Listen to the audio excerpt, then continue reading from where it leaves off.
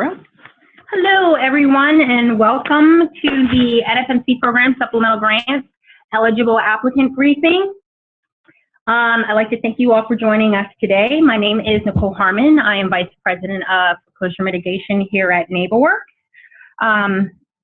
What I'm going to do is ask, do we have any first-time applicants seeking to apply for funds for the first time on the phone today? If you could please just let us know who you are and your organization name for our records.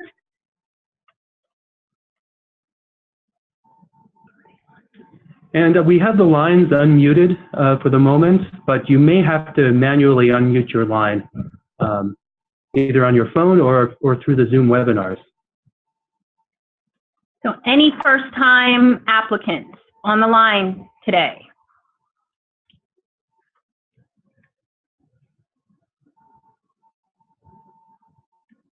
Okay, so it sounds like we're speaking to all returners. We'll go ahead and mute the lines right now.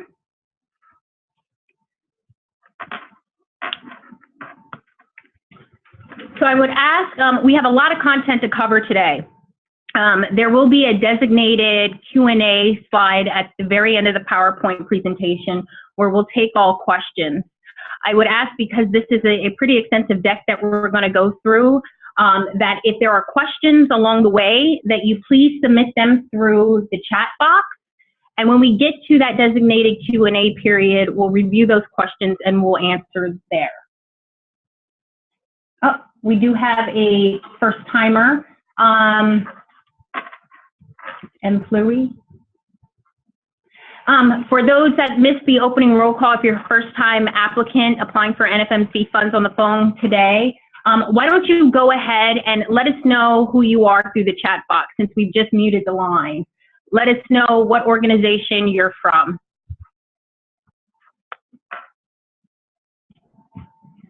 Okay. And this will be the chat button, which should be either at the top or the bottom of your viewer window in Zoom. Not the Q&A button, the chat button we're actually using, which should open a little window where you can enter in chat messages. Okay, great. Great, thank you. Thank you for everyone who's responded. Okay, so just as a reminder, if you have questions as we move through the deck, to go ahead and submit them as they arise through the chat box, and we'll get to them at our designated Q&A stopping point. So let's dive into this. We're going to give you an overview of our agenda. The topics we plan to cover today on the call are the funds available. We'll cover the program design, scoring award decisions, and the applications within. We'll discuss some notable changes since the last time we've had a briefing with applicants. We'll go over the timeline. We'll also discuss where resource materials are located. And then, as I promised, there will be a designated stop period for questions that you may have throughout the presentation. All right. So let's get started with the funds available. NeighborWorks announced as part of its January 11th, actually 2016, Round 10 and Supplemental Grants Funding announcement, our intended framework to make available funds under that announcement through supplemental grants to applicants as a result of recaptured or underutilized NFMC program funding made available from previous grant rounds, future appropriations, or otherwise. So moving forward with this stated framework that we announced, we intend to move forward with those supplemental grants in fiscal year 2017. As of today, almost all full year fiscal year 2017 appropriations bills have not become law. And the majority of the government is operating under a short-term continuing resolution through December 9th of 2016. So at this time, it is uncertain as to whether the NFMC program will receive an appropriation in fiscal year 2017. However, as I stated, under our framework, NeighborWorks is able to award a small amount of supplemental grant funds, which has come from either recaptured funds from previous rounds, the obligated funds from previous rounds, or any rollover funds from the course of all previous rounds. There may be supplemental grants in the future where applicants through this competition that you're applying for now will be eligible to receive funding should there be a potential appropriation for NFMC, which I'll discuss in a minute, or funding through other sources or mechanisms that may come along. So in the event that a full year continuing resolution is passed, in which case the NFMC program would be funded in fiscal year 2017 at fiscal year 2016 level, which would be $40 million. Again, it is uncertain if this funding would be written into law. Therefore, NeighborWorks is making available funding that is on hand and immediately available for obligation. So to date, roughly those funds that we have unobligated and we intend to make available through the supplemental grant process is roughly $1.7 million. As stated in the governing funding announcement for supplemental grants that we posted in January, the performance period start date for NFMC supplemental grants will be determined at the date of award, but shall not be longer than 12 calendar months after the funds are awarded. Priority will be given to successful applicants based on program priorities and factors including but not limited to demonstrated grant spend down, service delivery to areas of need or specific areas of need, and applicants' compliance standing.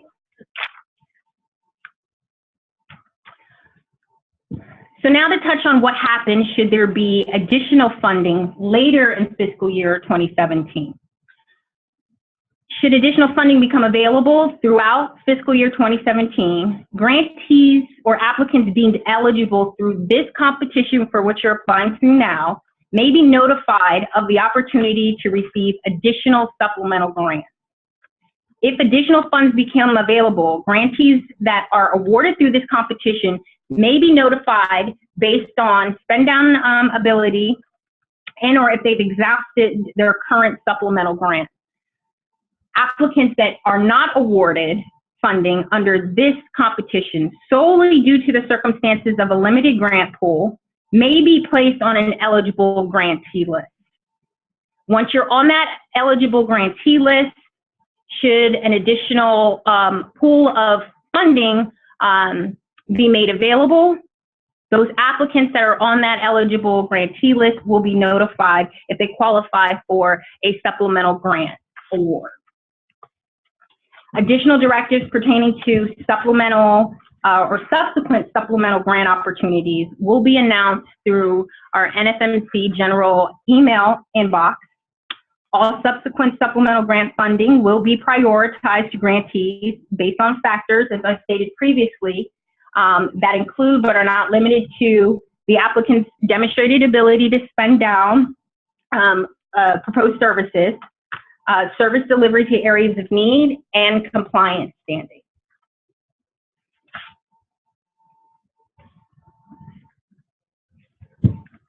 So the application for supplemental grant competition will be available tomorrow on October 12th. The application will close on November 9th, the day after Election Day, at 5 p.m. Eastern. Please note the closing date and time. We always recommend that you submit your application much earlier than the deadline in case there are technical glitches, or if you need assistance in submitting your application, NeighborWorks is on hand to provide technical assistance if you need. But please do not wait to the last minute on the submission day and deadline. As stated in the funding announcement for supplemental funds, which we announced with the round 10 funding announcement, organizations interested in applying for supplemental grants must complete an expression of interest letter. This interest letter was sent out globally to all potential eligible applicants.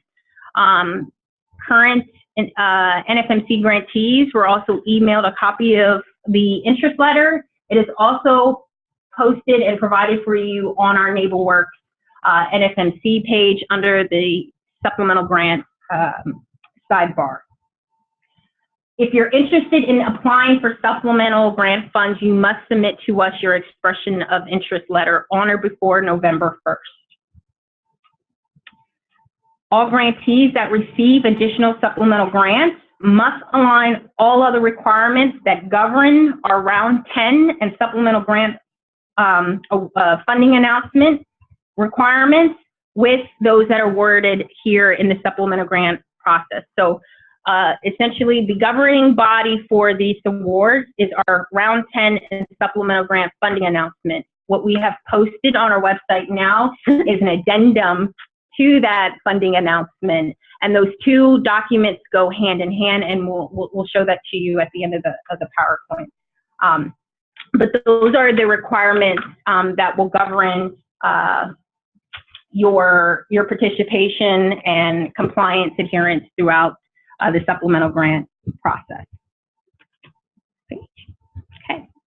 So although there is not an appropriation for NFMC at this time, because of the funds that we have on hand that are unobligated or driven from legislation, that legislation also requires that any NFMC funds that are released, the majority, are concentrated or prioritized in the areas of greatest need. So with the funds that we do have available to award, we will continue to prioritize counseling funds geared to help homeowners in areas of greatest need, with an emphasis on areas of extraordinary need once again.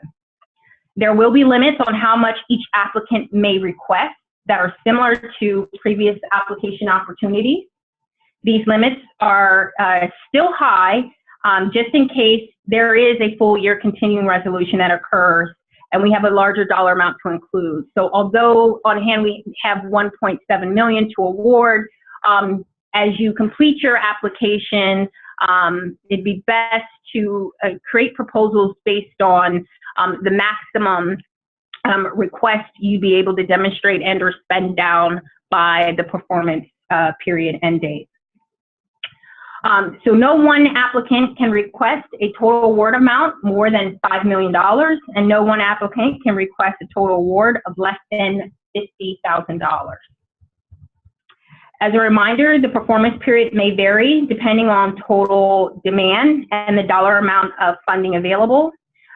As we stated in the announcement, the performance period for supplemental grants will be no more than 12 calendar months.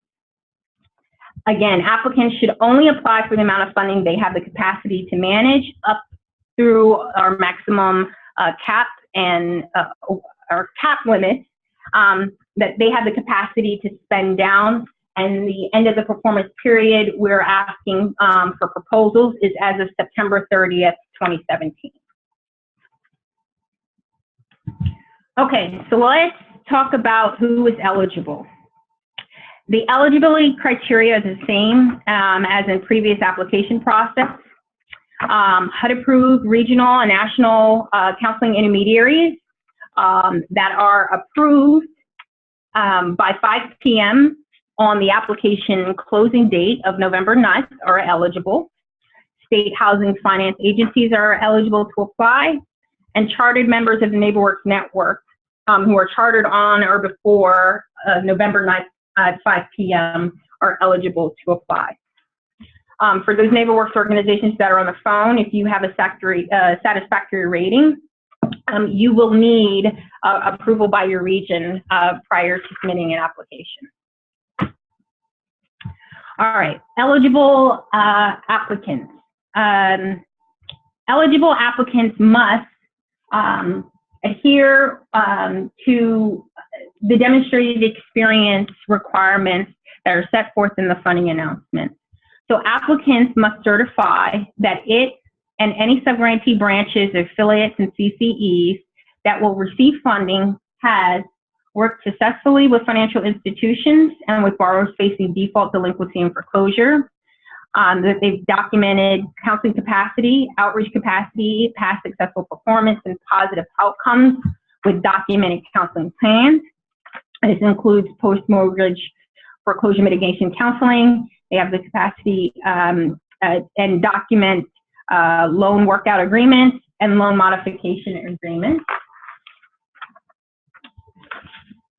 Eligible applicants must also have achieved one of the following related to demonstrated experience. Either one, you provided foreclosure counseling services that included documented action plans to at least 50 people during the past year, or 20 people during the past quarter, or if greater than 75% of the applicant's service area is rural, and the applicant provided foreclosure counseling services that included documented action plans to at least 25 people during the past year, or 10 people during the past quarter, or applicant has provided foreclosure counseling services that included documented action plans to at least 12 people during the past year, and at least one comprehensively trained and qualified foreclosure counselor is on staff. If you've achieved one of these criteria, you've met the minimum demonstrated experience conditions to apply.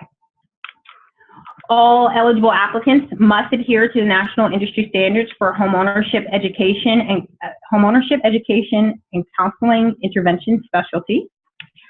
Eligible applicants must demonstrate the ability to provide A, a reasonable analysis of a borrower's financial situation, B, an evaluation of current value of the property that is subject to the mortgage, C, counseling regarding the assumption of the mortgage or possible purchase of the mortgage by a non-federal third party, D, counseling and advice of all likely restructuring and refinance strategies or approval of a workout strategy by all interested parties. So that's who is eligible and the demonstrated experience requirements needed for eligible applicants. Now, who is not eligible? Any NeighborWorks with a provisional charter is ineligible and cannot apply. Individuals cannot apply. Local housing counseling agencies cannot apply directly for NFMC funding, but may, in fact, be a subgrantee of an HFA intermediary or a contracted counseling entity of a NeighborWorks organization if they provide foreclosure counseling or are looking to partner as a subrecipient of funding. You would have to reach out to one of the three eligible applicants that I went over previously in the slide deck. National and regional housing counseling intermediaries that are not HUD approved are ineligible to apply. If you're an HFA, you do not have the statutory authority to work statewide, you'd be ineligible to apply. Legal assistance organizations that are not HUD approved counseling intermediaries are ineligible, and any organization that is not in compliance with OMBA 133 audit requirements and the Uniform Grant Guidance, which covers a complement of circulars that are listed here, would be ineligible to apply.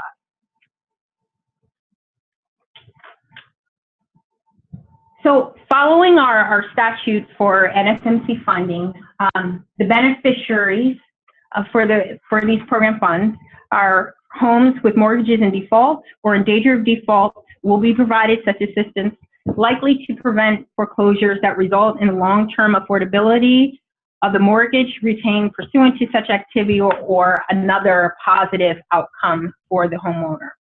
So we've defined the positive outcomes as the least burdensome outcome on the homeowner, which could be any one of the examples that are listed here, either bringing the loan current or refinancing an existing mortgage, modify a mortgage, forbearance agreement, home sale, short sale, deed in lieu.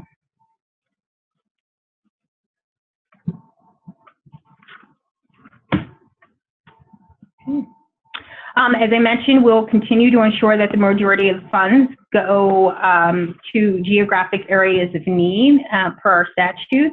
And this is stripped from the NFMC program statute that these funds provide mortgage foreclosure mitigation assistance primarily to states and areas with high rates of defaults and foreclosures, and in areas where there is a prevalence of mortgages that are risky and likely to fail, or mortgages that are likely to default and face foreclosure. To determine these areas, our analysis is comprised of data from owner-occupied loans that were active as of June 2016, provided by Black Knight Financial for both prime and subprime markets.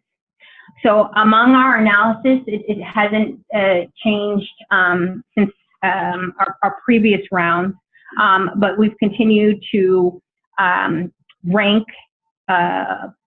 metropolitan and micropolitan statistical areas separately among the 13 indicators that you see on the screen. MSAs, particularly if they fell in the worst quintile for any of the 2 of the 13 indicators, was considered an area of greater need. For rural areas, if more than 50% or more of the micropolitan areas fell in a state, fell into the worst quintile for any of the 2 of the 13 indicators, then the state as a whole would be considered having a foreclosure concern and would be deemed under our analysis as an area of greater need. For supplemental grant funds, as in round 10, there will be locations described as areas of extraordinary need, both MSAs and rural areas of state. Consideration will be given to applicants working in these areas that can convincingly describe their strategy to reach homeowners facing foreclosure in them. So a metropolitan area and rural area of state are deemed an area of extraordinary need if either of the following were true. And considering the previous 13 indicators, for a metropolitan area, if the area fell in the worst quintile for at least 5 or more of the 13 indicators, or if that metropolitan area was ranked among the worst quintile and represented the top decile in 2 or more of the 13 indicators, it was designated as an area of extraordinary need. Now, for micropolitan areas, if it fell in the worst quintile for at least 5 or more of the 13 indicators and represented more than half of the micropolitan areas in the entire state, or the area was ranked among the worst quintile and represented the top 10% in 2 or more of the 13 indicators, then those micropolitan areas pertaining to that state would be considered a rural area of extraordinary need. One note under our analysis this round, we've obtained data from the territory of Puerto Rico. We've added sort of a note to our analysis that the indicators provided by our data vendor for Puerto Rico had lower sampling rates compared to the U.S. demographics that were provided. And so for that reason, it was decided to aggregate all Puerto Rico data at the territory level. Applying the same methodology, looking at the data estimates that were provided for Puerto Rico, it was decided to aggregate Puerto Rico at the territory level, as the analysis indicated that Puerto Rico on MSA and rural areas were considered an area of extraordinary need. And so that territory is listed as an area of extraordinary need, and for the purposes of your application, if you're proposing services in this area, you would aggregate those units into one location, the Puerto Rico location in your application. Eligible uses. So now we'll talk about the eligible uses of program funding for NFMC. There are 3 categories of funding for intermediaries, HFAs, and 2 for NeighborWorks organizations. So you'll receive counseling funds, program-related support, and if you're HFA and intermediary, you also receive operational oversight. And we'll go into these in detail. So within the counseling category, there are 2 levels of counseling that grantees administer. Level 1 counseling is valued at $150 and includes documentation for all of the following. Intake must be conducted, and this includes basic demographic information, lender and loan information, and the reason for delinquency. An authorization must also be included within this level, and that allows the organization to submit to NeighborWorks client-level information through our data collection system. It provides authorization for us to open files for review under our compliance monitoring activities, and conduct follow-up with the client related to any program evaluation. A privacy policy must also be issued for this counseling level. A disclosure of conflict of interest must be reviewed. Included in this level of activity, a budget must be conducted based on the client's oral representation of their expenses, debts, and available sources of income. Counselors are required to provide a written action plan for follow-up activities to be taken by the client and review the action plan with the client during the time of the session. We also required for submission of all level 1 activities that the Making Home Affordable Eligibility Screening Checklist, which was introduced in round 7 of NFMC, be reviewed if you're seeking compensation for this counseling level activity. Within the funding announcement, again, that was posted during the round 10 competition timeframe, which is the master funding announcement covering supplemental grants, and combining that with this supplemental grant addendum that is posted on our website, you should go to these documents and review the details pertaining to level 1 eligible uses and the activities required by counseling agencies when they perform these sessions. Secondly, level 2 is valued at $300, and under this particular counseling session, it includes the verification of the budget that was that you may have reviewed in level 1, or if it's a level 2 activity, a budget verification must be performed. Authorization form, if it's not already on file, the same privacy policy must be issued and reviewed under this counseling session. There must be a disclosure of declining conflicts of interest and verification of the action taken towards the solution, which is outlined in the action plan that you would have either provided or would provide underneath this counseling session, is documented, and the date of counseling when this process is reviewed is indicated on that action plan. The funding announcement, again, including the addendum, will review the details underneath these activities for each session. All right, the second category of funding in the NFMC program is program-related support, which is used to support direct costs associated with increasing the efficiency and effectiveness of your ability to provide quality foreclosure counseling. So successful applicants will receive, based on the commensurate proposals of what you intend to do for level 1 and level 2, a flat 20% of that dollar amount would be applied, and that will turn into your program-related support counseling award. So program-related support eligible uses include establishing triage systems, any outreach that you would do on behalf of your foreclosure counseling program to reach delinquent borrowers, including group education, orientation classes, outreach, and any communication on preventing or rescue or loan notifications.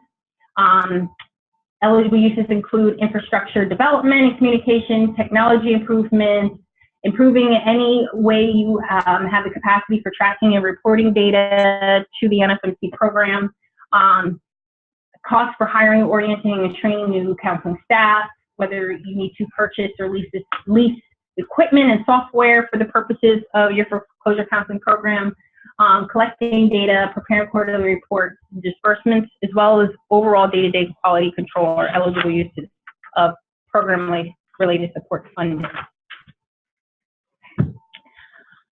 The third category of funding made available under an NFMC grant award is operational oversight. And this pool of funding is just reserved for intermediaries and HFAs that are responsible for communicating program requirements to all their sub-grantees, branches, or affiliates to ensure their compliance, and there's reporting on their behalf. Operational oversight funds can be used to support the tracking of data collection activities, client record keeping and reporting, day-to-day oversight activities, again, improvements in systems and infrastructure. The calculations for how operational oversight is applied on top of your base counseling grant award is applicants would receive 7% of their counseling award for the first $2.5 million awarded, and then 5% after. That formula then computes to an operational oversight award pool that you would receive on top of your base counseling services.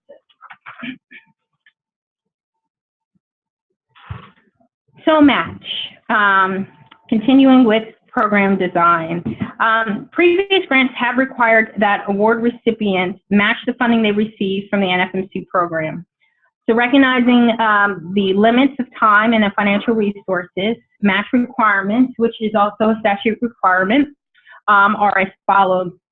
The applicant must match,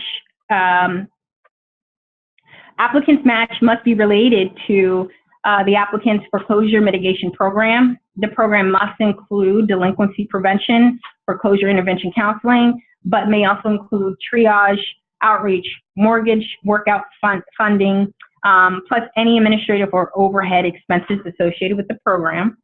Match can be cash or in kind, such as staff time, office space, volunteer time, or donated equipment. Other federal funds may not be counted towards match. An example of federal funds that are ineligible for use can include, but are not limited to, funds you may receive from HUD, Housing Counseling Funds, or if you're a network organization, any NeighborWorks America grants that you may receive cannot be used towards your match. Examples of funds that are eligible are laid out in detail in the funding announcement. And just a few examples of what may be eligible. Funds received from Capital Mortgage Rescue Funds, any foundation or corporate grants received for operating a foreclosure counseling and mitigation program, or state grants for operating a foreclosure counseling program or mitigation program are eligible uses of match that you may provide. Applicants must provide a 20% match for the first $500,000 in funding they receive. And after that $500,000 requirement match is rated at the 20%, it then drops to 10%. And all of this is calculated in the application once you receive access into GrantWorks, and we'll conduct this math for you. Lastly, the match requirement may be waived for counseling delivered in defined geographic areas that are suffering from high poverty and high unemployment. There is more information about how you may seek a waiver and instructions for how this is to be included in your application in the funding announcement, as well as in the application guides that you'll be using to complete your supplemental grant application.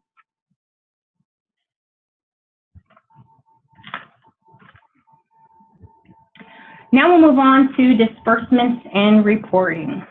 So for supplemental grants, all grantees will receive awarded funds through a reimbursable structure.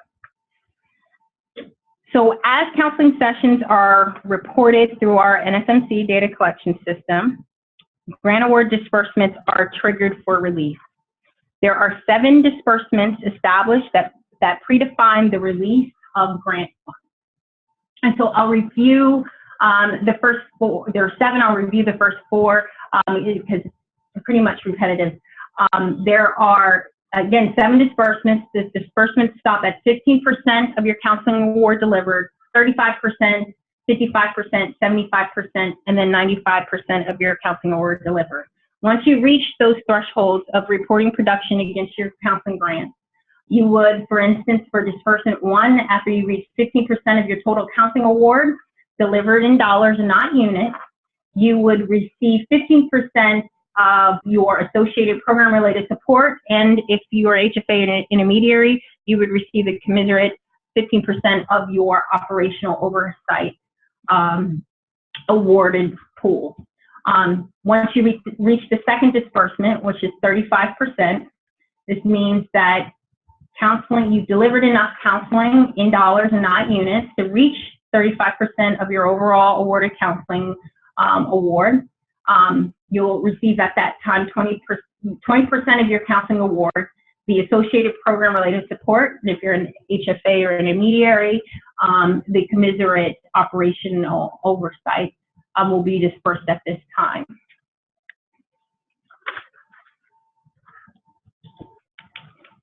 And so the final disbursement, 6 and 7, consists of 5% of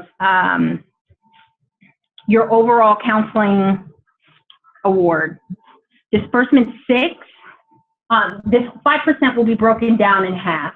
So 2.5%, which comprises of your disbursement 6, will be released when the grantee has counseled enough clients to reach 100% of their overall counseling award, and you have completed and you submitted your final report and it has been accepted by NeighborWorks. The remaining 2.5%, which would be your disbursement 7, will be held until all final compliance and program evaluation activities have concluded underneath the supplemental grant performance period. And so once those compliance activities have concluded, then NeighborWorks will release the remaining 2.5% of the overall grant. Now, grantees will be stopped in the data collection system at each disbursement threshold so that NFMC staff can validate your work in all the geographic areas it proposes to conduct in counseling, as well as ensure that your counseling units are delivered at the appropriate ratios between level 1 and level 2. And that your quarterly reports, which is a requirement of the NFMC program, are up to date and they are all completed at the time of your disbursement if they were due. No grantees will receive multiple disbursements at one time. Some grantees may have this disbursement reporting schedule modified based on other compliance risk or if their audit, if we review, determines that there should be a more conservative schedule, that would be communicated to those applicable applicants at the time of award.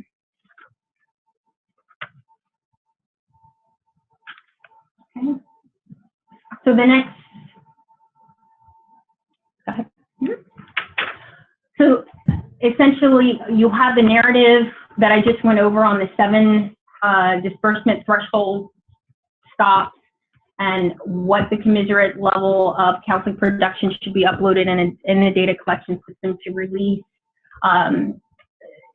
the dollar amounts awarded at each of these stages. This is just a visual representation of what I went over. This particular slide is an example that would be replicated for HFAs and intermediaries. Note that there is an operational oversight line here. And then we can go to the next slide.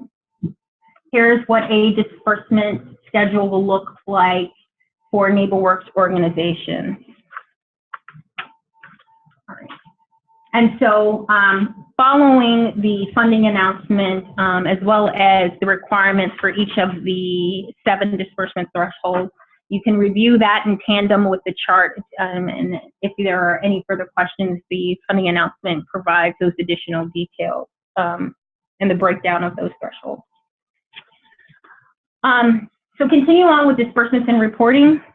With regards to reporting, all clients will be entered into a web-based data collection system, as I mentioned.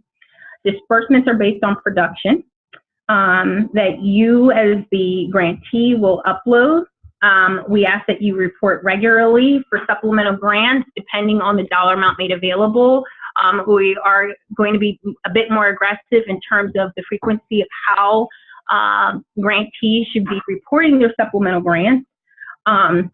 With that, there will be the issuance of performance benchmarks to continue with the flow of reporting against your awarded grant at least monthly. And this is just, again, to ensure that there is a consistent level of reporting throughout the production period. And grantees that do not show substantial progress towards meeting their counseling goals NeighborWorks does reserve the right to recapture the obligate funds should your progress be slower than these performance benchmarks that we set in place. As I mentioned, a part of a requirement for disbursement of your award is to make sure that you're up to date on all quarterly reports that are issued. And finally, there is ongoing program evaluation requirements that all grantees must meet, notably if there are compliance monitoring activities and requiring that you be in compliance with the program prior to disbursement of funds. Okay, so Exhibit 5 is within the funding announcement that was posted with the Round 10 and Supplemental Grant Master Funding Announcement. This has thorough information on the requirements that have to be met for each disbursement to occur based on the commitments that you make into your in your submitted application. So there are requirements for each disbursement, and I've touched on this, where there are certain matches required that you either provide at the start of your grant, or that if it's broken down throughout the program performance period, there's certain requisite match that must be shown prior to disbursement. There are variance limits that are set on geographic proposals. There are variance limits set on your counseling levels that you propose in your application. There are also certain variances that are allowed based on the number of sessions you intend to target to low income and minority zip codes and or homeowners. So Exhibit 5 of the funding announcement lay out these provisions, and there are additional exceptions that may be granted in particular situations that occur related to these requirements that everyone should definitely read over, become familiar with. Okay, so now let's dive into the supplemental grant scoring and award criteria. And through the scoring and award criteria slides, we'll also provide an overview of exactly what applications we've made available for supplemental grant pool and who is eligible for those. So having touched on the demonstrated experience and the requirements for eligibility for NFMC funds, all the applications will include a set of certifications at the start once you log into your application. All the certifications must be checked, and you must certify to in order to submit an application. Demonstrated experience would be included in that. HFA's statute authority to work statewide, as applicable, must be checked off in your application. You must certify that if you're an intermediary, that you're HUD approved on or before the deadline, and that NeighborWorks organizations who are chartered must not have a provisional charter designation and or are chartered on or before the November 9th closing date. All right. So most of you returning Round 10 grantees that are on the phone will have the benefit of completing an abbreviated application, which is like the streamlined application in previous rounds, but is much shorter. A previous NFMC program grantee may complete an abbreviated application if it meets all 4 of the following requirements. First, your organization is a Round 10 grantee. The organization's foreclosure counseling service delivery model has not changed since the submission of its Round 10 application. The organization's foreclosure counseling capacity has not significantly changed since the submission of its Round 10 application. And the organization is actively reporting and submitting production in the data collection system under its Round 10 grant or has completed its Round 10 grant. So all 4 of these conditions must be met for returning Round 10 grantees to have access to the abbreviated application. Now, the merits of your round 10 application that was previously reviewed and scored this past spring serves as the basis of your supplemental grant application, which is why we've condensed this to the bare minimum of information that we'll need to collect from you should you seek supplemental grant funding. Now, I will note that if your organization has experienced, since the time of your last application, a change, a significant change, or let's say even improvement to your service delivery model or your capacity, and all of this is laid out in detail in the funding addendum that is posted on our website. If there are changes in your capacity, that means there's changes from the last application that was reviewed and scored by NeighborWorks since last spring. And so therefore you would be required to fill out a full application.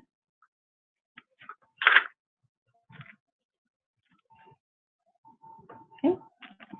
So again, the abbreviated application, there are very few questions to answer in this application. The score is based on threshold requirements that I've went over. 60% of your past performance compliance, 60% of your score is derived from your past performance and compliance, and 40% is derived from your performance plan. All supplemental grant performance plan scores for abbreviated applicants, all supplemental grant performance plan scores and some of your past performance and compliance scores will come from your round 10 application. So the benefit of having submitted an application in round 10 that was just reviewed in the spring, we are carrying forward those scores to apply here in the supplemental grant period, in the supplemental grant competition. Now, if you note here where you say some of the past performance and compliance scores will come from your round 10, there is a subset of these scores that we will not carry forward, and those scores will particularly be updated as it relates to any new NFMC program compliance questions that you're going to answer in the abbreviated application, and other counseling program compliance information that you're going to be asked to provide in the application. Basically, any updated compliance reviews and information that wasn't obtained in your last application will be reviewed through your supplemental grant application, and then that information will be scored by NFMC staff and will add to your round 10 overall score. All right. So for new applicants, and these are applicants not in round 10, and round 10 applicants that may be grantees now, but let's say had a significant change or improvement to their service delivery model or capacity, those applicants will be required to complete a full application. And these applications will be scored independently by review teams. So if you are a returning grantee, you'll complete the threshold requirements that I went over previously. Past performance and compliance, 60% of your score will be related to this criteria. 40% of your score will be reviewed and scored based on your performance plan proposal for supplemental grant. Now, if you are a first-time applicant, threshold requirements are included in the overall score. Your demonstrated experience is reviewed and evaluated based on a 40 percentage point scale, and your performance plan for supplemental grants is worth 60% of your overall award. All right, so this just breaks down for full application returning grantees exactly what is comprised in past performance and compliance and or your performance plan. So for returning grantee, I mentioned 60% of your score is related to past performance, which can include the spend down of your current NFMC funds if you have them, how you as the applicant, and if you're partnering or engaged in this contract with sub-grantee branches or affiliates, address challenges within the program. You'll be evaluated on your experience of managing foreclosure intervention counseling programs. You'll be evaluated on your staff experience and the effectiveness in acting as an intermediary, and this is just simply for HFAs and intermediaries, number 5.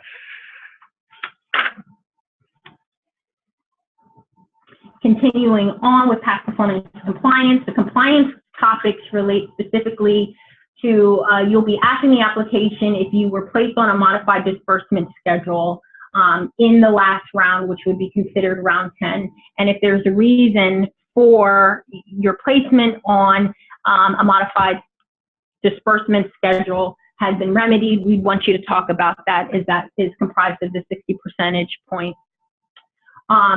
We'll review audited financials that you'll submit.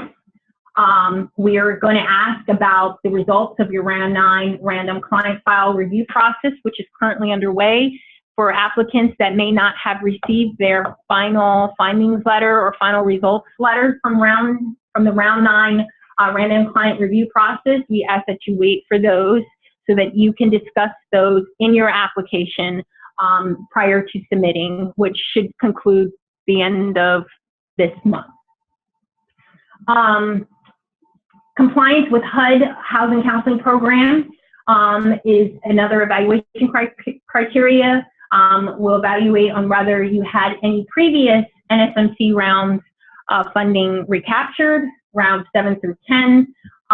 We'll also evaluate you on the timeliness of your reporting of programmatic reports, quarterly and or final, from round 9 and 10. And if you're a NeighborWorks organization, your organizational health rating is factored as part of this past performance compliance 60-point assessment. Now, for still on full applications for your returning grantees, 40% of your overall score is related to your performance plan. This includes the oversight that you provide and you explain to us of your sub-grantee branches and affiliates and contracted counseling entities, how your service delivery model is evaluated, projected goals and justification for any increase over your demonstrated experience. We'll look at your partnership information, their capacity to perform. We'll review the capacity for your organization to report, track, and refer homeowners that need additional assistance in other areas. Your plan for how you intend to make use of your program-related support and operational oversight funds, if applicable. You'll discuss outreach plans, service to areas of extraordinary need, and likelihood of obtaining match funds. It's all comprised under this 40% score. Now, for first-time applicants that are completing the full application, 40% of your score is derived from the demonstrated experience you report in your application. We'll also review how you and/or your sub-grantees, branches, and affiliates address any challenges in running a foreclosure counseling program. You will be evaluated on your experience with program delivery and managing other programs. You'll be evaluated on experience of staff, compliance with HUD housing counseling programs for you and your sub-grantees, branches, and affiliates. We'll review audited financials, your effectiveness if you're an intermediary, is acting as an intermediary, and it's particularly for intermediaries and HFAs. And if you're a NeighborWorks organization, your organizational health assessment is a component underneath this 40% score.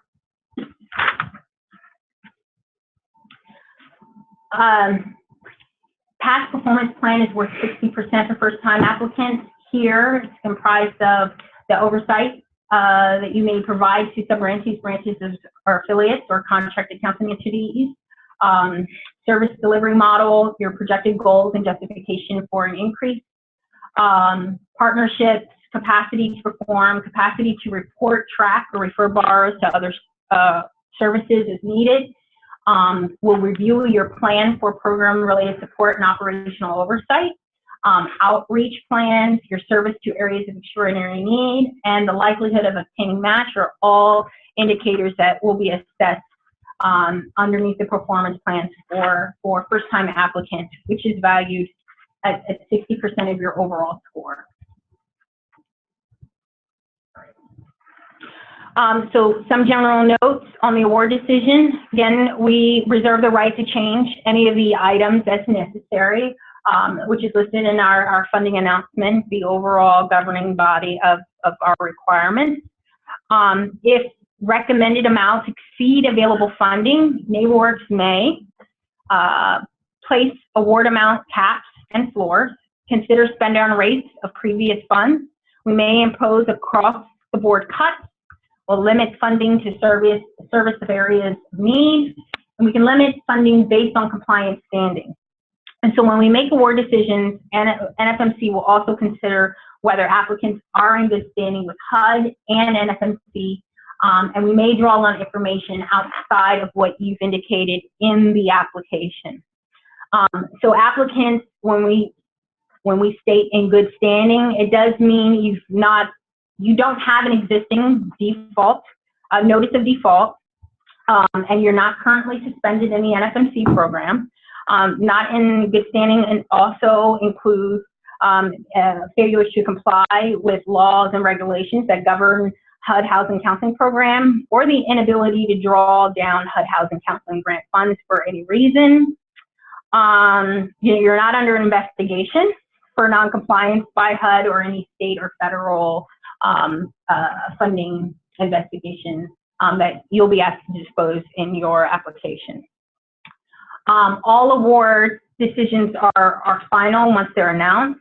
They cannot be appealed. However, if applicants request a debriefing, those debriefing appointments after the announcements have been made should be submitted to NeighborWorks in writing 30 days following our award announcements, and then there will be a debrief session conducted where we go over your scoring. We'll go over the scoring contained in your application and the decisions of how your award amount was determined. Okay, so here's the part of our briefing where we highlight, particularly for those that are returning, who know the ins and outs of NFMC, what are the notable changes. Now, through our briefing, the notable changes, these are substantial changes that have occurred in the NFMC program since inception through to date where we are with supplemental grants. New changes that will take effect under the supplemental grant opportunity are sort of highlighted here in red. There has been minimal changes in comparison to the round 10 awards that we just announced over the last few months this spring. The NFMC program moved to a reimbursable payment structure, which occurred in round 9. That will continue. We no longer forward funds with the initial disbursement release. Areas of greatest need. This was a newly added definition in round 9 that reviewed extraordinary levels of distress among localities where high delinquency and foreclosure rates exist. In round 10, we allowed a variance in areas of extraordinary need of around 15%. We will again implement that in supplemental grants moving forward, so that remains unchanged. There have been changes to making home affordable component of the NFMC program. In round 10, we removed the reason for referral requirement and expanded upon definitions. There's been some slight tweaks to the definitions around refinance in the supplemental grant. Funding announcement and the addendum that we've posted, and so you'll note those there. Handling of duplicate clients. There is a 5% waiver of non-self duplicates, something we've issued in very early rounds of NFMC that will continue. Levels of counseling. We at one point had a level 3 designation that's no longer a part of the program. Level 1, as I've mentioned, through the eligible uses, the MHA screening checklist is a requirement, and closeout documentation is not required for level 2. No exclusivity clauses, and this is just so that you keep as many options open as possible to clients. So any applicants that are participants and funded under the NFMC must not engage in any exclusivity agreements with clients that are seeking foreclosure or delinquency counseling, or other interested parties such as servicers or lenders shall engage in these practices.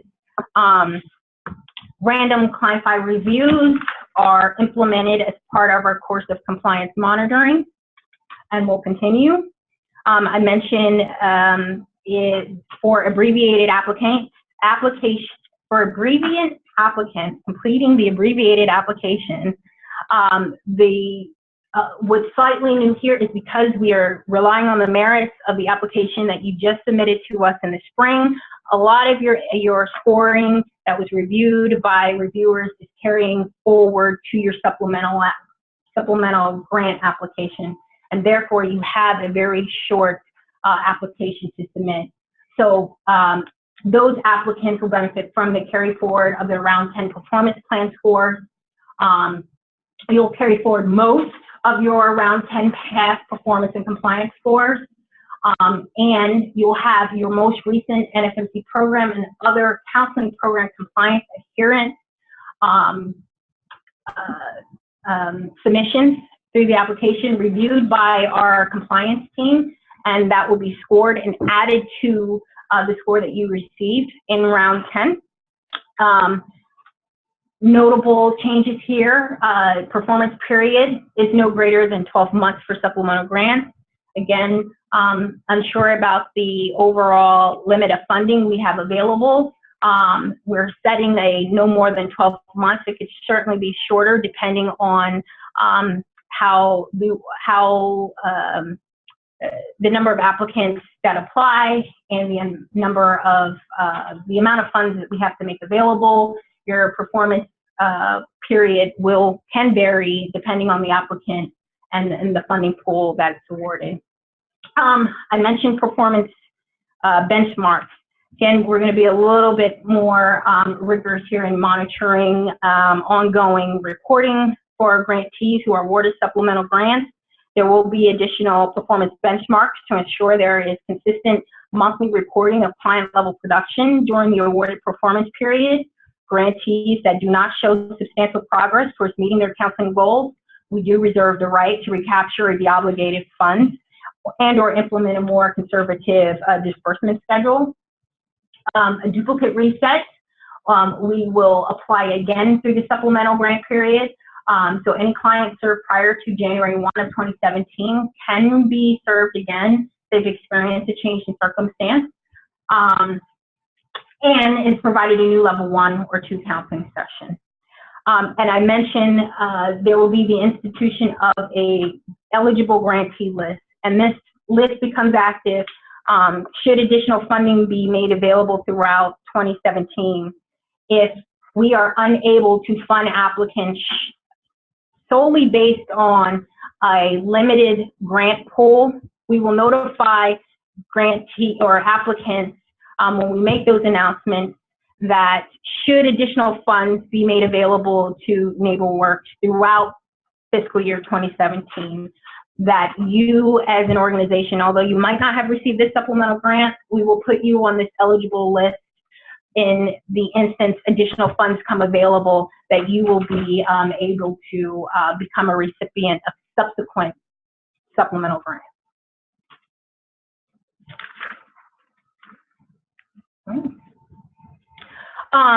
Also, applicants may apply on their own or through multiple intermediaries, HFAs, and NeighborWorks organizations. This will still continue, although applicants that plan on partnering with other organizations and or making use of sub-grantees that may also be partnering with other applicants through this process, you must segment the counseling goals by funding source.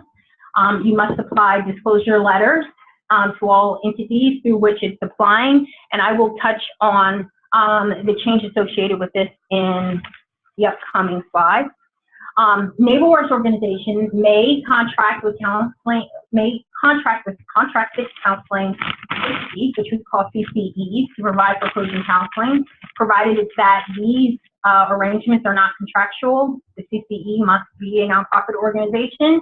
If you're a NeighborWorks organization that is seeking to partner with this CCE, no more than 50% of your awarded counseling units can be subcontracted out. You will also be asked to sign reps and warranties as a supplement to the NFMC grant agreement.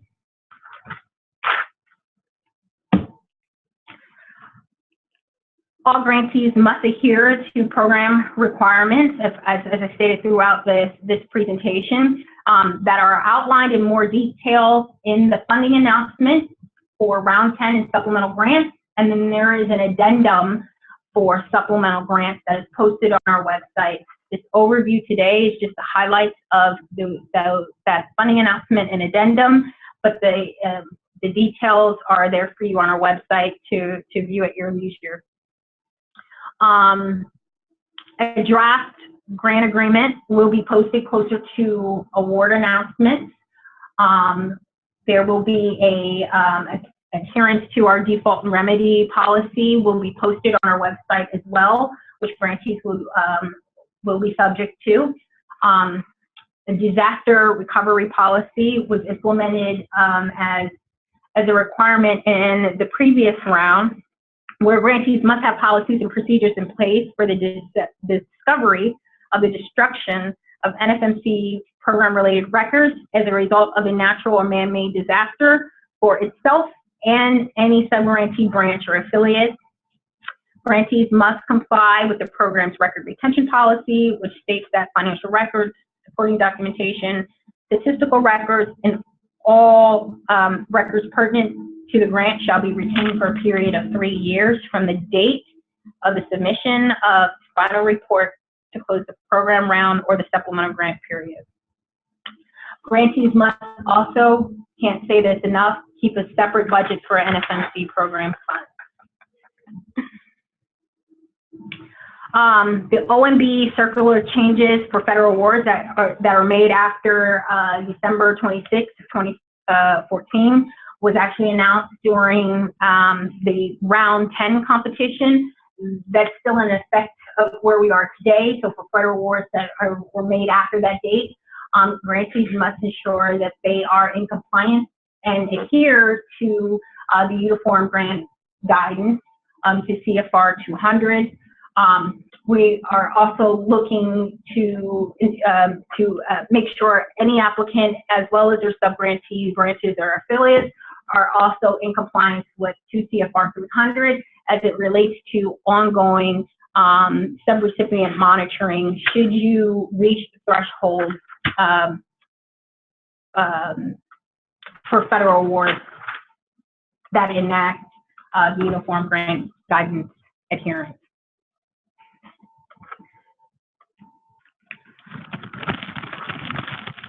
Okay, so one of the notable changes is through this eligible applicant briefing, we will not go into the demonstration of the GrantWorks application system. We actually have 2 recorded postings for those that may need the refresher of how to access GrantWorks, how to navigate through the factors in the screen. That information is posted and recorded on our website for you to access, fast forward, rewind, stop, pause, however you may use it if you need a refresher. One notable change that I want to make sure all applicants are aware of that won't be in those recordings is as soon as you log into the application, before you get to leave the certification, you're going to see a brand new screen on applicant contact information. And so this is a significant change in all the applications because, folks, we need to gather your contact information, particularly for the administrator who's filling out the application that we may need to contact in the event there is a question, in the event that there's modifications to your application that are required. In the past, there's been times where whoever's been listed in the system is actually, it's no longer at the organization, and so emails and calls will ring on doors if no one's there to answer the call. So please make sure we have a primary application contact entered. Email not necessary, but definitely a direct phone number that we can call. We need a secondary application contact. And then finally, you'll note that at the bottom of this contact page, we're asking for your executive director, it may be your president or CEO, approval of the contact information that you're leaving, that you're submitting in your application. And so once this has been reviewed with your CEO, your executive director, that these are your official contacts for the purpose of your supplemental grant application, once they approve, there's a checkbox there that signifies that they've reviewed the information that you're submitting. All right. So I had previously mentioned that entities may partner with other applicants for the purpose of an NFMC funding. Whether you're a direct applicant, it may also serve as a sub-grantee under another HFA intermediary or CCE. We have changed the process by which we are going to collect that information on partnerships and how funding is being used between a complement of direct grantees and sub-grantees or branches or affiliates. So this is actually an example screenshot from the HFA intermediary full application. There's also this same, these same questions are asked in the abbreviated application as well. So the question numbers will look a little differently.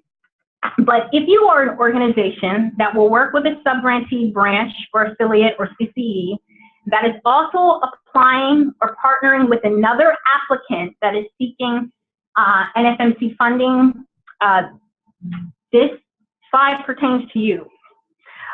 If you're an organization that will work with sub-grantee branches, affiliates, or CCEs that are applying directly themselves for NFMC funding, then this slide also pertains to you. So if either of these situations apply, you as the direct applicant must let us know who those organizations are. You will be required to disclose who else your sub-grantee branches, affiliates, CCEs are applying with, and how many counseling units they will deliver via each application, including your own organization's application. If your organization is applying directly, which gets to the question number 5 here on the screen, and you're also applying with other applicants under the supplemental grant process, this slide pertains to you. And so you must supply the same information on what other organizations you're applying with and your counseling goals that you intend to deliver through those other applicants in the designated spreadsheet that we've provided for you as it relates to this question. So what I'm going to do quickly is just bring up this spreadsheet that we've created where the information that I just reviewed, you are responsible as the direct applicant for aggregating the information from your sub-grantees, branches, or affiliates, and submitting. So this spreadsheet is called the Multiple Application Disclosure Spreadsheet. There are instructions in the Excel workbook for exactly how to fill out the spreadsheet. We want to make sure that you hit all the intended questions and what you're asked to do correctly. If there are any errors, your application will be incomplete and we will push this back for correction. So it's important that you follow the instructions that are listed here.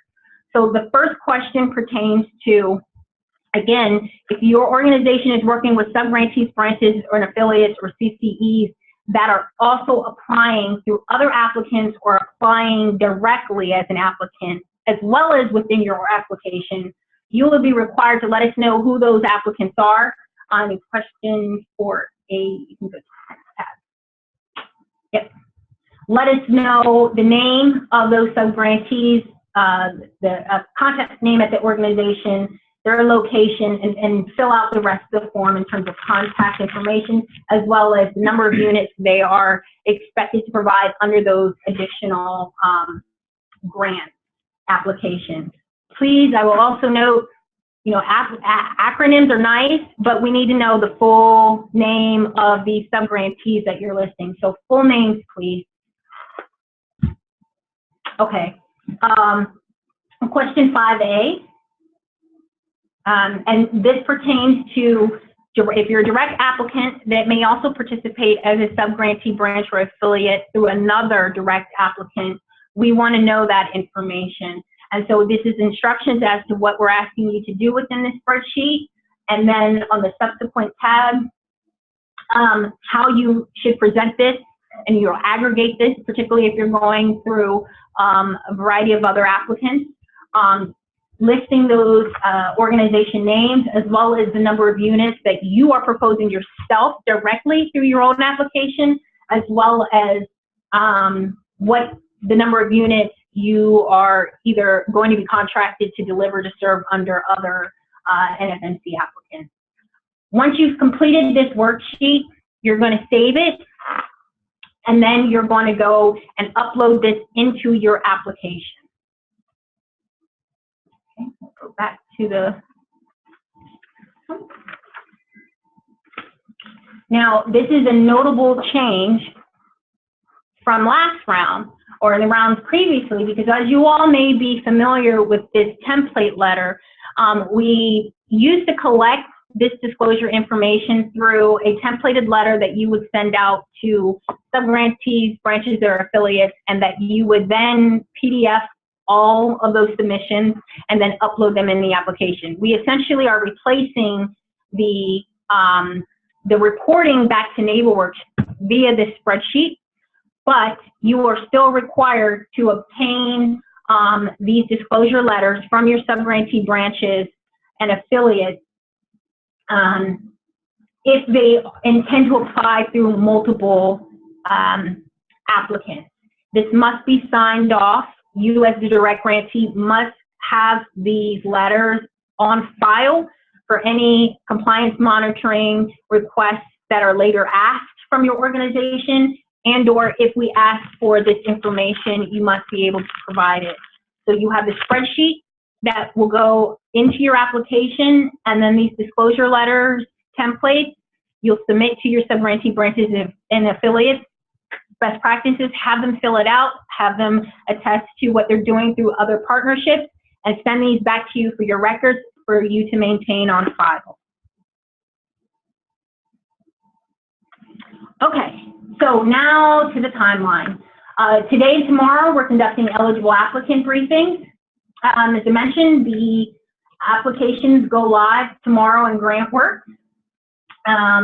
There is that expression of interest letter, which is due on or before November 1st. This is a requirement that we set out again in the master funding announcement for supplemental grant funds, that you let us know if you're interested in supplemental funds.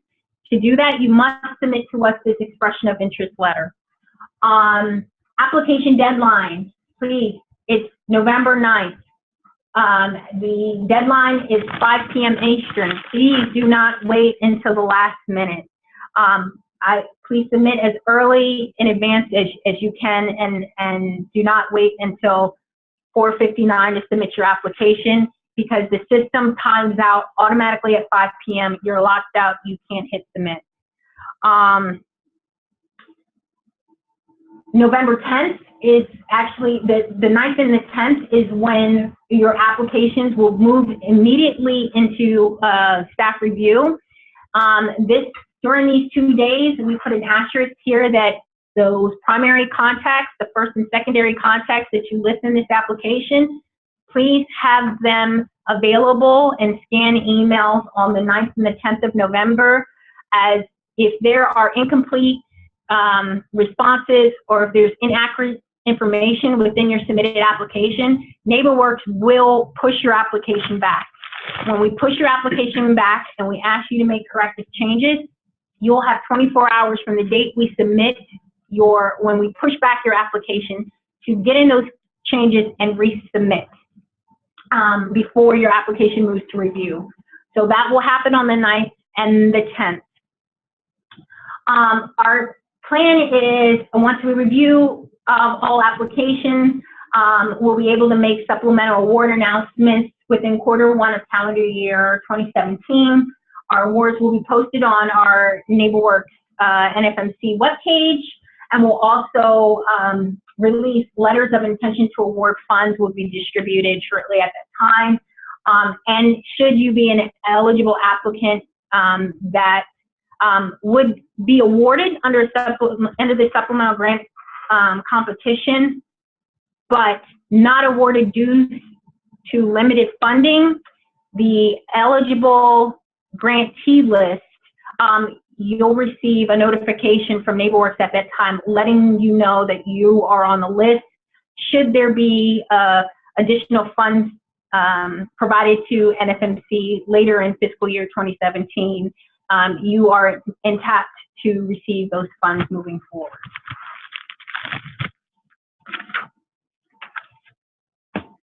Okay, so a lot of resource materials, there's a lot of information that's posted on our webpage. Today's PowerPoint, and as well as the audio, is being recorded. Sorry, I didn't mention that earlier. It's being recorded, and it will be posted on our website as well, so you can play back, record, rewind if you want to hear my voice again through any sections of this briefing today.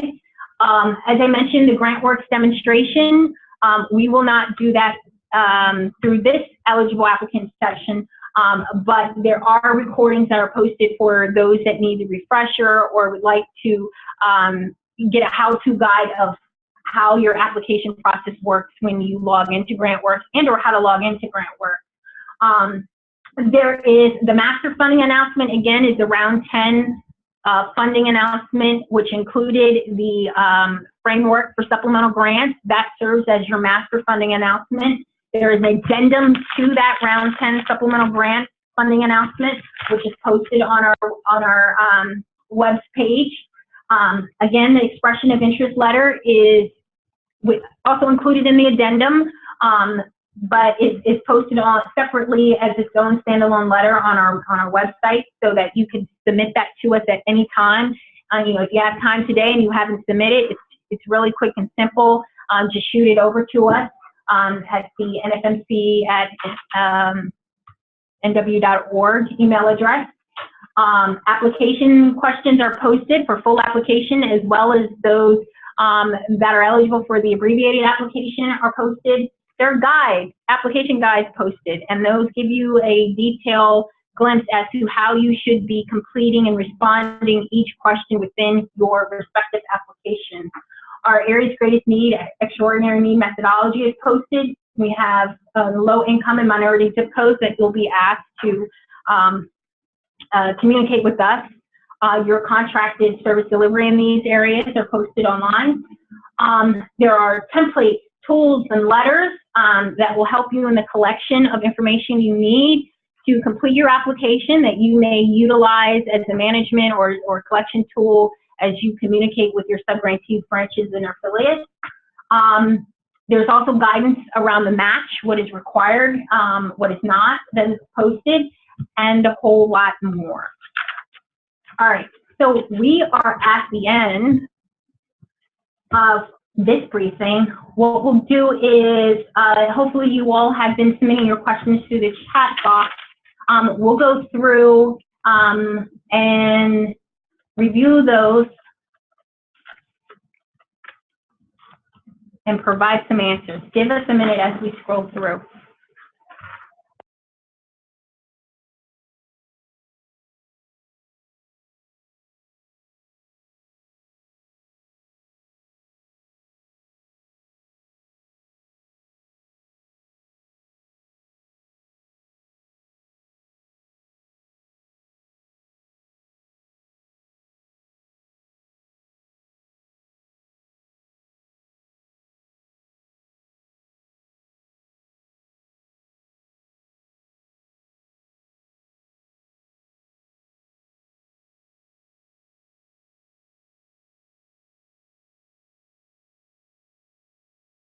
Thank you for the questions. Please continue to add in questions if you have them to the chat box, preferably the chat box rather than the Q&A section of the Zoom webinars, although we are going to look at both. But please continue to add them. We're reviewing the questions and getting ready to respond. I'll respond. Great. We're actually ready to start responding. Okay, so I apologize, but yes, a copy of the PowerPoint will be made available on our NeighborWorks.org/NFMC page. There is a designated link on the side for supplemental grants where all of our resource materials are posted. This recording will be posted there later tonight. Probably within 24 hours. Within 24 hours. Great. There's questions about the amount available to award. Did I say 1.7 million constitutes the total available pool of funding? Yes, you heard right. As of today, in terms of funds that we've recaptured, deobligated, and/or have been rolled over from previous grant funds, there is 1.7 million that remains unobligated as of this time. And so when we're looking to make an award announcement for supplemental grants, if that's the dollar amount we have available, we're going to push that money out in terms of supplemental grants. As I mentioned, it's uncertain as to whether in FY17 there will be a full year CR, and if NeighborWorks is written in for NFMC funding at 2016 funding levels, which would be the 40 million. If that does become the case after December 9th, then that 1.7 million will increase by 40 million, and then we will just award all of that into one supplemental grant out to those who apply under this competition. So really, these are the conversations you need to take back to your program staff and your senior leadership, that this may be a competition that it may only award 1.7 million that is made available at this time. Let's see. Oh, I believe if this is not the question, I think this is Judy Hunter. The abbreviated application guide, page 7, what is the file of certification consist of? The certifications are the threshold level eligible criteria that all applicants and its subgrantees, branches, and affiliates must adhere to. This is not really changed in the previous route. Those are those checkbox certifications that when you are in GrantWorks, you have to check mark that you've met the demonstrated experience requirement, that you have, if you're an HFA, the capacity to serve statewide, that you have the ability to retain records for 3 years. You'll be able to produce and have on file a disaster recovery policy. You have the capacity to manage and oversee your sub-branches, or sub-grantee branches or affiliates, as well as provide the effective level of oversight. All of this is laid out in the actual funding announcement. Again, there's the round 10 and supplemental grant funding announcement that was posted January 11th of 2016. And this supplemental grant process, we provided an addendum to that same funding announcement. So these are packaged together for the purposes of this supplemental grant process moving forward. So you'll be looking to both, which are listed on our website for you to review.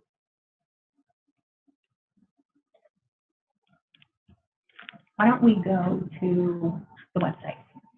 Mm-hmm. Looks like there's a question.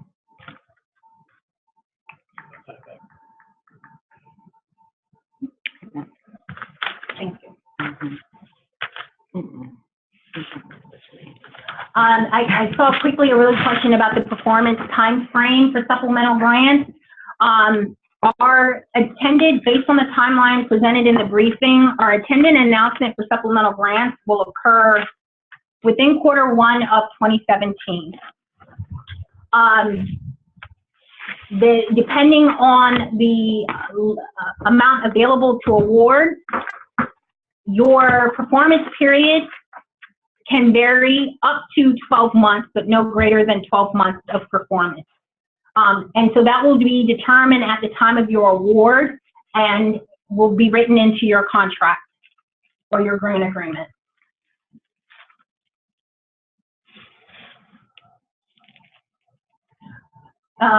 So we're on the supplemental grant page. There's some questions of where the recording is. Right. So just go through what's there. Yeah, there are some questions. This is Strike Thomas, the senior manager on the program speaking. There are some questions that came in the chat box about where various materials are located. A lot of these resources that Nicole has been going through, they're located on our NeighborWorks.org website.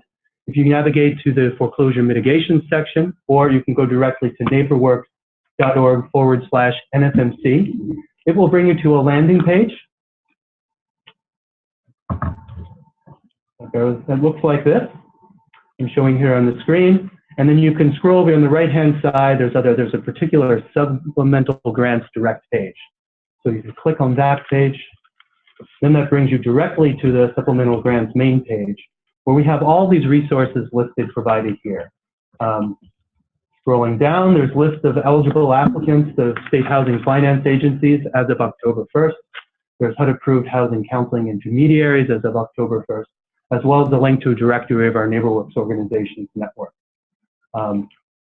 If there's any queries from individual homeowners who are looking for foreclosure counselors to speak with, we do have a link to a directory that we provide for locating agencies where they can receive assistance. And just, if we could scroll one up really quickly to the eligible applicants, there was a question that was submitted that it looks like there may be a local housing counseling agency interested in partnering with another organization for the purposes of supplemental grant funding. So if you are not one of these three eligible applicants, then you would have to apply as a subgrantee through one of the three listed here. So if you're looking for a list of potential eligible direct grantees, as Strike indicated, there's a list of state housing finance agencies. Here's a current list as of October 1 of approved HUD housing counseling intermediaries, as well as NeighborWorks organizations that are eligible to apply for funds. It'd be up to you to contact organizations on that list if you're interested in serving as a subgrantee for the purposes of applying for supplemental grant funds. Great, thank you, Nicole. So scrolling further down this page, we have, of course, a link to the expression of interest letter, which is quite brief. It really just takes a moment to fill out. So if you know you're interested in applying for supplemental grants, please fill this out and send it to us sooner rather than later, so we know that you're planning to apply and we can look out for your application. We have a link here again to the Round 10 Master Funding Announcement Agreement, which is the overall agreement covered in this supplemental grant, as well as the new supplemental grant addendum that we have just posted here with updated and additional information specific to supplemental grants. We also will be posting this PowerPoint presentation from the briefing, as well as the recorded session as soon as possible here. And next we have links to WebEx recorded sessions of how to log into the GrantWorks application portal and submit your application and navigate the different screens there for submitting the applications in general. There's a demo that's specific for NeighborWorks organizations because their application form is slightly different. And then there's a separate demo for housing finance agencies and intermediaries as well. So next we have a list of many of these different documents and tools and templates that Nicole has referred to over the course of this presentation today.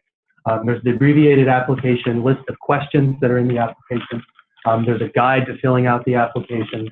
And we have separated this out by the abbreviated application and by the full application. And for the full application for versions that are for HFAs and intermediaries, and then for the version of the full application for NeighborWorks organizations specifically.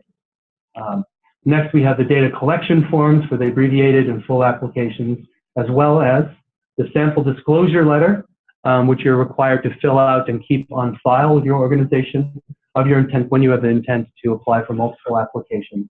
And then we have here both the abbreviated and full disclosure spreadsheets. Those are the spreadsheets we showed you earlier in the presentation when you need to detail those organizations for which your subgrantees are planning to apply also through another direct grantee, and in cases where you are as a direct grantee are also planning to apply as a sub-grantee through another organization. And then we have counseling agency location forms, so we can make sure to know where all your counseling agencies are located. Then we have here the required level data points you're required to capture and quarterly reporting requirements you're required to fulfill as part of your grant, as well as reference documents of various kinds, the zip codes are majority minority and majority low income, the areas of greatest need and areas of extraordinary need. We have here a link to the National Industry Standards for Foreclosure Intervention Counseling, a sample authorization and privacy policy. We also have a link to the Making Home Affordable Eligibility Checklist, which we do require that you still screen applicants through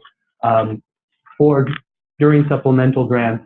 While many components of the Making Home Affordable program, particularly the HAMP, the deadline to apply is actually December 31st, 2016.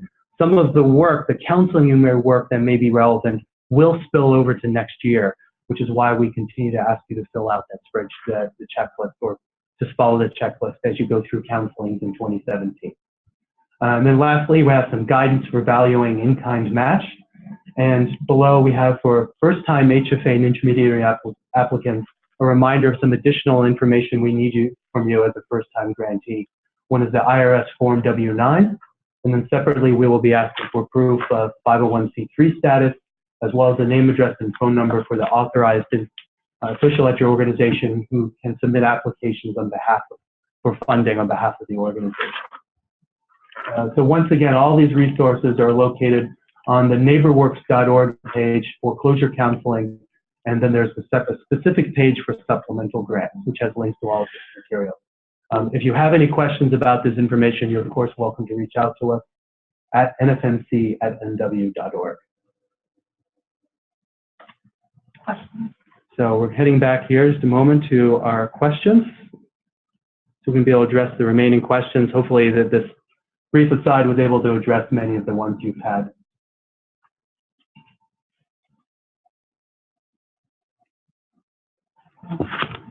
Please bear us 1 minute as we review the additional questions that have come in.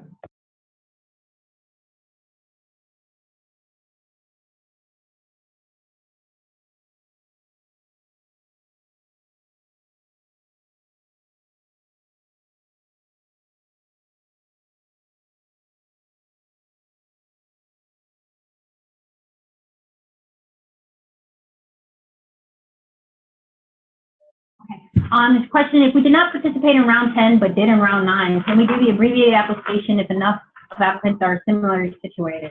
No. The abbreviated application is solely for if you're a round 10 grantee, you're a round 10 grantee that is actively performing in round 10 and or has completed their grant. The third component is if you're a round 10 grantee that submitted an application and its service capacity or service delivery model has not changed since the submission of its round 10 application. And fourth, you're a round 10 grantee and your staffing capacity has not changed, or your sub-grantee branch or affiliate capacity hasn't changed since the submission of your round 10 application. And so since the round 10 grantees just went through a competition process, they are benefited to receive the abbreviated application. All others must submit the full application when those 4 conditions do not apply. And that is detailed in our funding addendum on our website if you want to check those out again. The supplemental addendum says HAMP expires in 12/1/2017. Is that a typo? No. I think you're right. HAMP does expire at the end of this calendar year, and it's actually on 12/30, which is a Friday, because the 31st is Saturday. But the implementation or the execution of the modification based on the submissions of those applications must be done by December 1st of 2017. So that is sort of the Treasury date to execute their modifications on their end. What Strike mentioned as we went through the MHA checklist, because if you're working with clients and you're looking to submit them for MHA or HAMP mod, the deadline is 12/30 to get those in. But because of processing, you may still, as a counseling agency, have contact or ongoing counseling sessions with that borrower related to that process. So we, under the NFMC program, will continue to accept submission of those clients for level 4 activities beyond that December 30th date for reimbursement under the program. Keep in mind that 30% of your counseling award can only go towards level 4 activities. Again, so there's no round 11 funding if there is FY17 NFMC allocation. Technically, this supplemental grant process is being treated as if will be the umbrella for what you would, I guess, coin as a round 11. So if there is FY17 appropriation, that appropriation will fold under the supplemental grant process. We will not call it out separately as round 11 or 12 or 13, what have you. This is supplemental grants. We'll make available funding that we've either received from the appropriate funding streams, recapture, deobligation, rollover funds, or any future appropriation. I think I've answered that question about the other partner.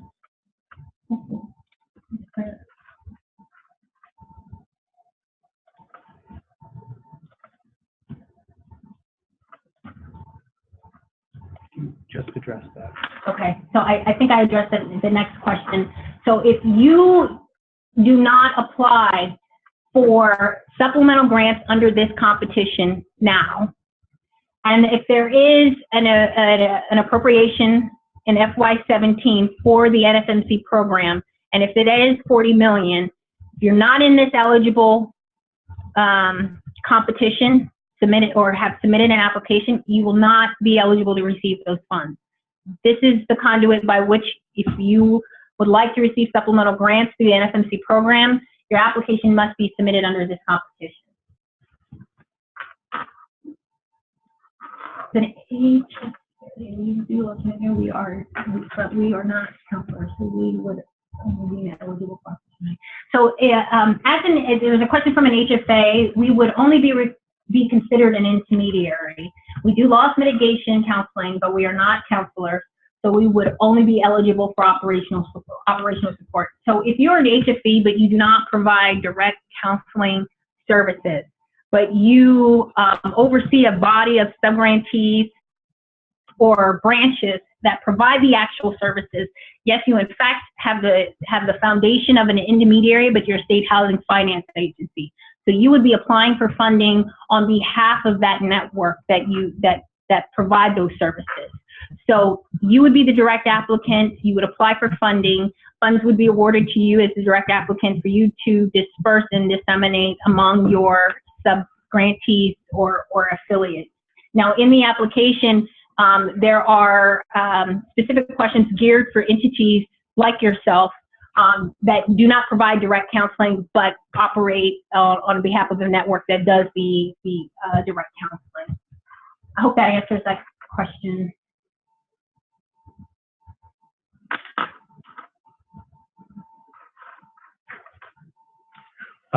There's a question about sending confirmation emails once you submit the supplemental form. If you're referring to the expression of interest form, we will try to be sending out confirmations with those. We had an initial large volume, so we haven't had a chance to respond to those yet. But of course, just to reiterate, the expression of interest form should be directed to our general mailbox, which is nfmc@nw.org. Okay, there's a question here. Grantees do not exhaust their round 10 funds, and funds are recaptured deobligated. Would those funds also roll into supplemental grants? Absolutely, yes. So any funds that are made available through recapture deobligation, which includes the current round 10 performance that's ongoing now, if funds become available, we will add them to this pool, this supplemental grant pool. And if they are accounted for prior to our announcement, they will go out because it would be unobligated funds that NeighborWorks has on hand to release in grants. Moving forward, after our announcement is made for supplemental grants, should additional funds become available thereafter in FY17? Yes, we will have the ability to issue rolling supplemental grants to organizations that are deemed eligible under this competition. So yes, we are rolling funding out as we have it to be expended as quickly as possible. So, okay.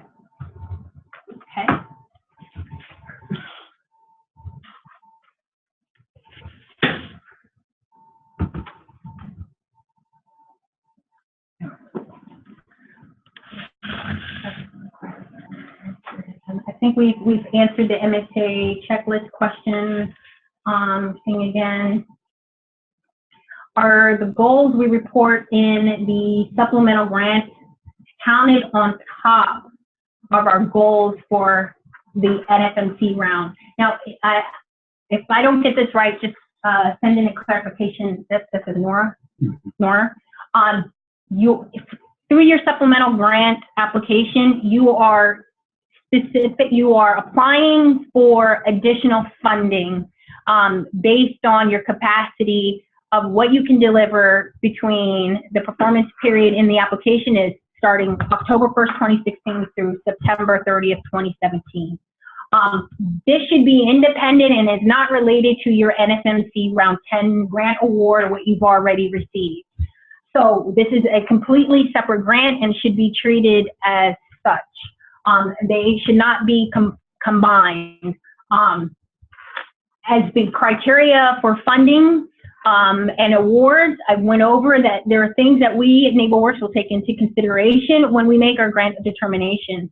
And your spend down of your existing Round 10 award, depending on where you are at the time we announce supplemental awards, will be a factor. Based on the availability of funds, if we have a limited pool of grants to award, funds may be restricted to, applicants that are serving particular areas of need or greater need. We have your spend down rate as well as your compliance standing in the current program that you're in is also a factor. So all of these criteria will be looked at as we draw closer to the award announcement of supplemental funds, and are also dependent upon the overall pool of funding we have to make available to award at that time.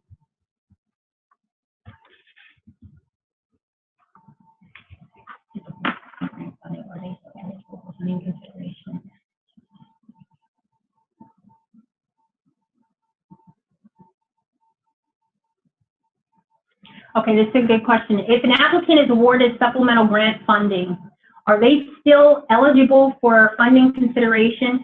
Should additional funding be approved in the next federal budget? Yes, absolutely.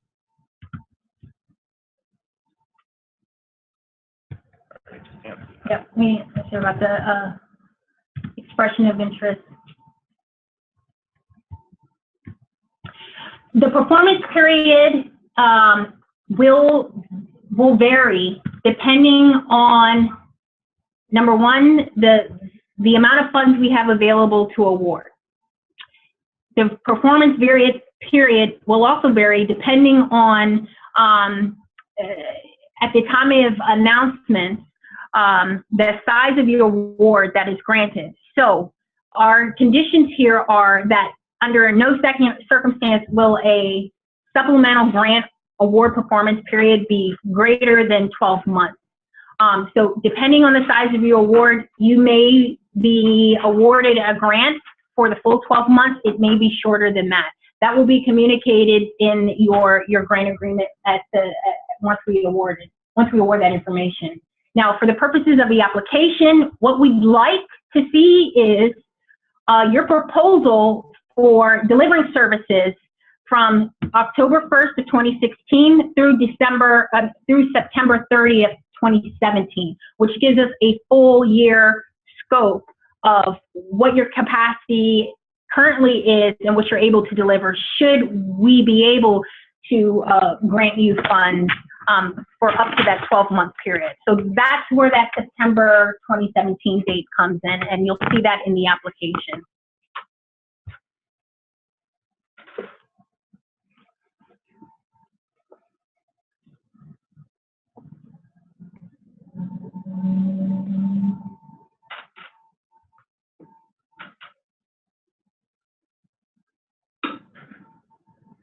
So thank you. Please hold on. We've got some additional questions that are somewhat long, so we're reading through them carefully now to answer them. Question.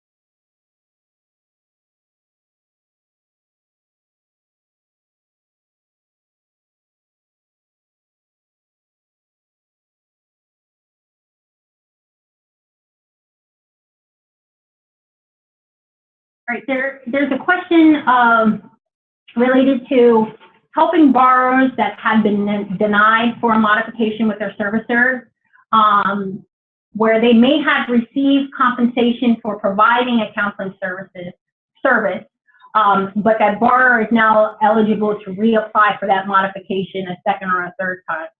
So I would say first, this question is kind of loaded because I don't understand where possibly the compensation comes from. If you're saying that this is a homeowner that was counseled under NFMC previously, and we have provided you compensation for that service for that borrower, and if that borrower has had a change in circumstance, you are in fact able to recounsel that client as of January 1st, 2017 for submission for reimbursement if they've experienced a change in circumstance.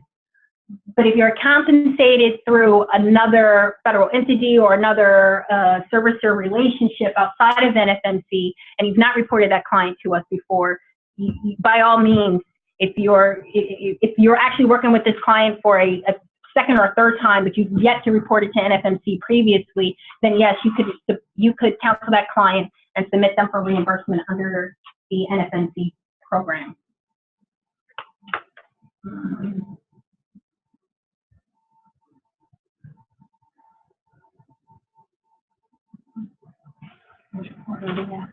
All right, looks like there's 2 remaining questions.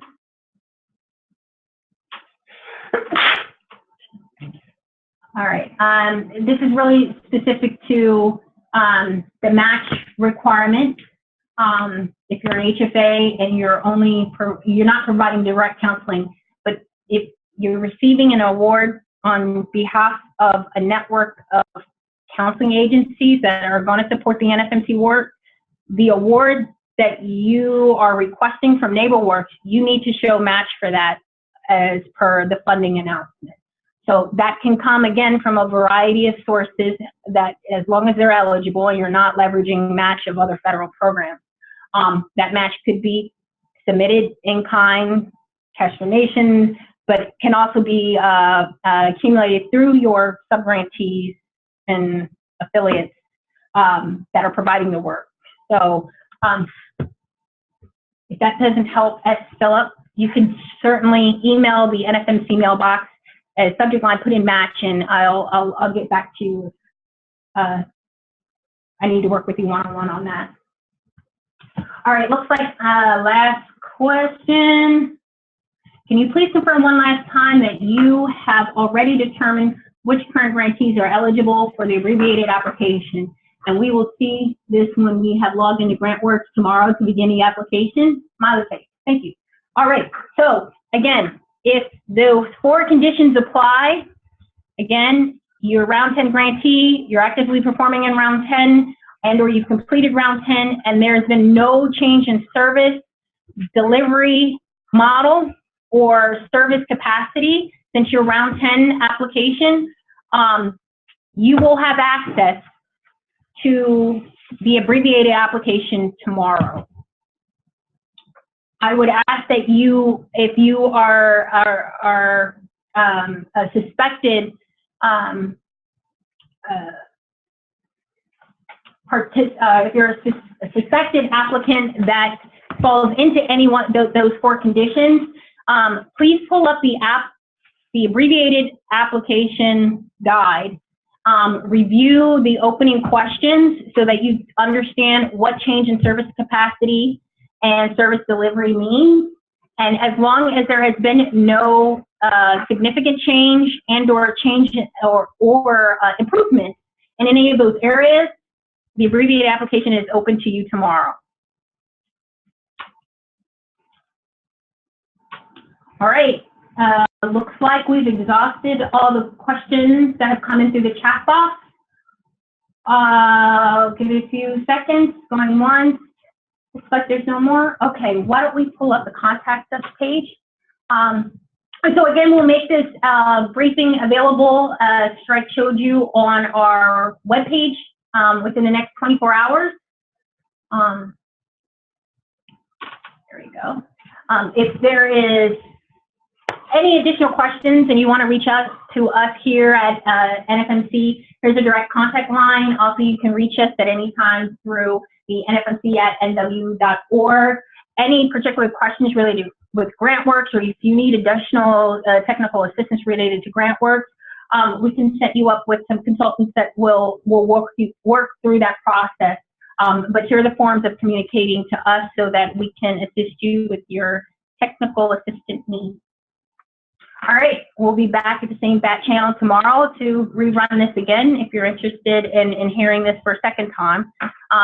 But no further questions, we will let you go, and we look forward to seeing you apply for NFMC supplemental grant. Thank you.